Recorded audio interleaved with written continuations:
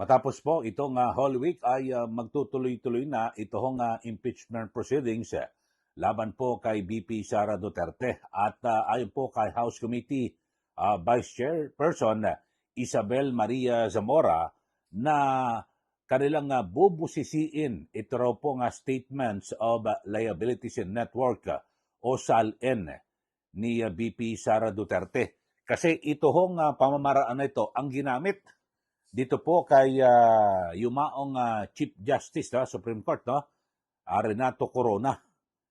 Pero napatanggal ho si Chief Justice Corona, pero kalaunan ay lumilitaw na mali po yung kanilang mga desisyon dahil siya po'y inabsuelto ng Korte Suprema. So mukhang gustong ulitin yung pagkakamali ng impeachment court kay Corona, dito naman sa kaso ni VP Sara Duterte. Nako, talaga naman ho, mga kababayan, talagang hindi po nagtanda yung ating mga kongresista. At sabi ho ni Congresswoman Zamora, ang vice chair po ito, yung non-disclosure ng ilang assets or kahit na isa lang ho na ari-arian dito po sa SALN ay maaring ito po ang maging dahilan para matanggal po sa pwesto. Ito po ang ginamit na sandata noon laban po kay Chief Justice Corona. Kung kaya't sabi ho ni Congresswoman Zamora ay ganito rin daw po ang maaring kasapitan ni VP Sara Duterte. Yun ho.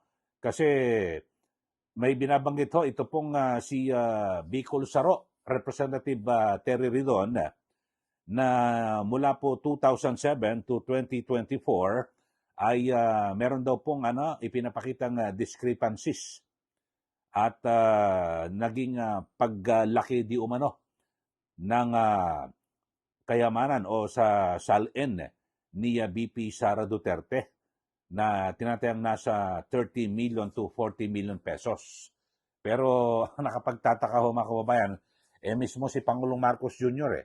Itong sinadating House Speaker Martin Romualdez ay tumaas din po yung kanilang mga yung SALN. Pero ito, ang tagal ho ito, biro mo 2007 to 2024. So ilang taon ho ito. At tignan ho natin, pero para po sa ating mga kababayan. Kasi kung ang binabanggit ho ng kasalukuyang House Committee on Justice na yung ginamit ho kay Corona na SALN, ito raw din po ang gagamitin kay VP Sara Duterte. Babalikan lang ho natin itong nangyari kay Chief Justice Corona na kung saan ay bagamat siya po ay hinatulan ng Korte ng Senado, 'di ba? Talagang natanggal po siya sa pwesto. Kawawang sinapit ni yumaong Chief Justice Renato Corona, talagang pinagkaisahan at may mga report di umano na talagang nagkabigayan ng at least nasa 15 million ba o sa di umano sa mga senador para i-convict ito hong si Chief Justice Corona. At ito ho, matatandaan nyo ho, noong 2012 ay tinanggal nga po ng Senado yung impeachment court, ito hong si Chief Justice Corona dahil sa kanyang SALN, non-declaration of kanyang SALN. Pero sabi po, ito ho masaklap, makalipas po ang maraming taon, lumilitaw ho na nagkamali. Ganyan, 2012. Tapos nilabas ho itong desisyon, makalipas po ng 8 taon, ito ho, ay sinabi po ng Supreme Court at ng Sandigang Bayan, na yun ho, yung vindication na kung saan ay yung korte ay binigay na po yung retirement benefits at yung dismiss forfeited cases. So, ito ho ay sabihin natin, inabsuelto po, nilinis po ang pangalan ni Justice Corona. At lumilitaw na yung kanyang mga assets ay legal na nakuha. At ito hong SALN ay hindi raw po dapat na gamitin para po sa mga political vendetta. Nako, ito hong ginagamit ho ngayon ng mga kongresista. yung mga takot ho na kung saan ay itong si VP Sara Duterte ang maluklok ho sa pwesto sa 2028 dahil sa lalo na ho itong mga kongresista, di ba? Sinasabi na nasa 67 contractor mismo nang galing ho yan, no? Yung impormasyon at ibinunyag ho yan ni Senator Ping Lacson, at least ay 67 contractor, congressman na, contractor pa. Yan po yung mga dawit dito po sa maanumalyang flood control project dito po sa ating bansa na bilyon-bilyon, umabot pa ho ng trilyon ang ibinulsan. Ako, napakarami ho ng mga ghost projects ho dyan. So ito ho mga kababayan, ito ho sabi ho ng Supreme Court, wag gawing sandata itong SALN. Pero ito ho ginagawa ngayon ng mga kongresista. At yung forfeiture cases, dismissal ng Supreme Court noong 2022, at yung Sandigan Bayan ay dinismiss din yung kaso na yun, yung forfeiture cases laban po kay sa Corona family. Ayun, at napatunayan na talagang legal po lahat ng mga ari-arian, kaso wala na ho. Namayapa na po ang dating Chief Justice dahil po sa sama ng loob dito po sa mga politikong ito, mga kababayan. So, yung binabanggit ho rito, ito raw din po ang gagamitin para po na ipandiin kay VP Sara Duterte. So, inuulit na naman ho ng mga kongresista ito hong paggamit at ginagawang armas. Ito hong SALN na ito. Yun ho. So, yan po, masaklap. Kasi, talagang, lumilitaw ho, may political vendetta. Ito na naman ho. Alam naman natin na talagang marami po ang mga kongresista ho ngayon na nagkukumahog at kung papaano nila pipigilan ang pagupo ni VP Sara Duterte. Kasi sa ngayon ho, mga kababayan, mukhang, sabagay, base po sa mga survey, mukhang hindi naman may epekto. Yung ginagawa nilang demolition, yung paninira, ang dapat ho gawin ng ating mga kongresista, kung takot man kayo na maupo itong si VP Sara Duterte sa 2028 at manalo siya sa eleksyon, dapat ang gawin ho ng mga kongresista o ng administrasyong ito ay kumuha ng isang tao. Isang tao na ipanlaban kay VP Sara at talagang kanilang palitawin na itong taong ito ang tamang kandidato para sa bayan. Ito ang kandidato na mas higit ang kakayahan kay VP Sara o sino man sa mga Duterte, at ito ang taong ito ang pinakamalinis.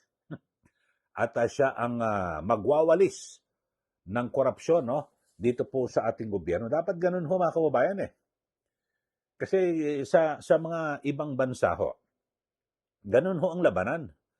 May malakas na kalaban. Hindi po sisiraan hindi magpapakawala ng kung ano-ano ng mga demolition o paninira. Ang gagawin, kayo, kalaban nyo, ganito, malakas. Maglalagay din kami ng malakas naming kandidato at ipapaalam sa mga botante na itong aming kandidato, ito mas magaling ito, diyan kay VP Sara. Ito mas matalino ito kay VP Sara.